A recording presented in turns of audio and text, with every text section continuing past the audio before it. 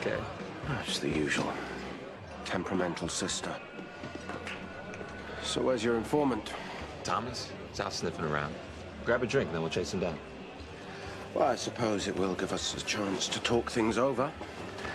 Like why you haven't returned Elijah. Maybe your young witch has grown partial to his company. She must get so bored. You never stop, do you? You never answer, do you?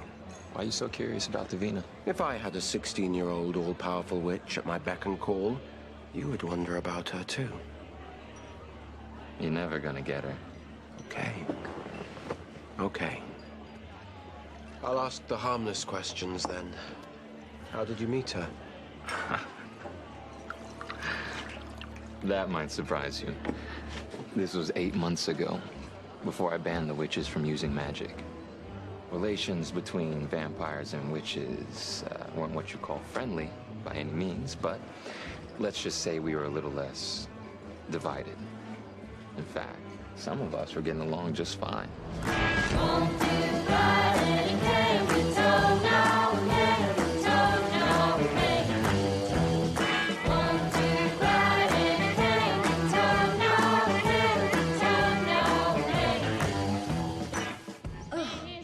Screwed up. I'm dealing with whacked out militant witches.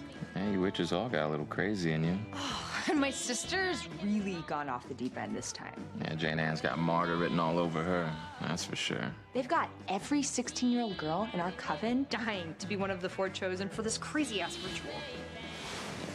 Anything I can do to help? No, you've caused enough trouble with them.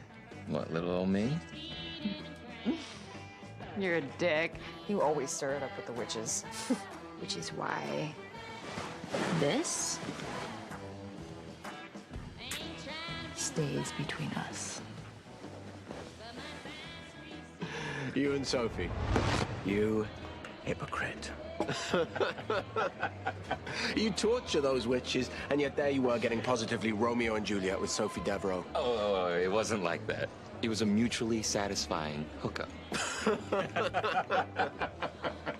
So if Sophie didn't turn to you, her secret vampire lover, in her hour of need, what did she do?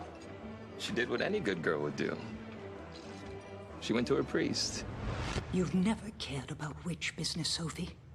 And now you have the gall to reveal our private dealings to an outsider. You have to find another way. You think we do this lightly? The vampire presence in the quarter is growing stronger. We need more power to fight them off. Harsh times call for harsh measures. This is a little more than harsh, Bastiana. You don't understand because you don't believe. You've never believed. But I believe enough to put everything on the line for this. And being chosen for the offering, it's an honor. It's a myth, Jane Ann. What you are planning to do is not only wrong. In my city, it's illegal. In your city full of vampires? The vampires and the human faction have an arrangement just like we have with you all. Protect the locals, protect our homes. We look the other way. What you are planning goes too far. We are simply taking what we need. Our connection to our ancestors weakens over time. You sow and you reap. That's the way the harvest works. I am the only ally you witches have in this town. Do you really want to face Marcel without me?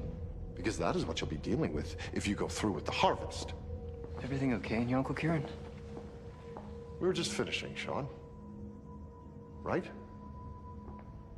I believe I've made myself clear. We'll take this matter to the elders.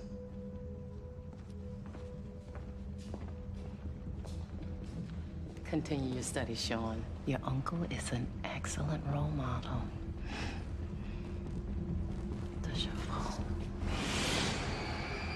The witches were furious with Kieran. Sophie tells me that the witches put a hex on his nephew Sean. Made it seem like he was slowly losing his mind in order to distract Kieran, while they kept planning for the harvest.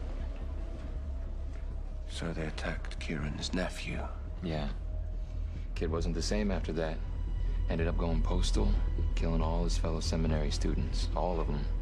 And then himself. I might have read about that. The boy killed a twin, or he was a twin, or something. Oh, no. They said that he had a twin sister.